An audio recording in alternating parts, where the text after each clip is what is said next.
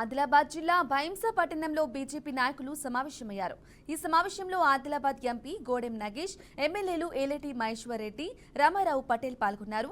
కాగా ఆదిలాబాద్ జిల్లా పేరును జ్ఞాన సరస్వతి అని, బాసర పేరును వ్యాసపురిగా మార్చాలని డిమాండ్ చేశారు. జిల్లాలో చదువుల తల్లి సరస్వతి ఆలయం ఎంతో ప్రసిద్ధి గాంచిందని, అందుకు జిల్లాకు ఆ పేరు పెట్టాలని అంటున్నారు. అయితే కాంగ్రెస్ ప్రభుత్వం ఏర్పడ్డాక ములుగు జిల్లా పేరును మార్చాలనే డిమాండ్ వినిపించింది. అయితే దీనికోసం మంత్రి సీతక్క లేఖ రాయటంతో ప్రభుత్వం డ్రాఫ్ట్ కూడా సిద్ధం చేసిందని గుర్తు చేశారు.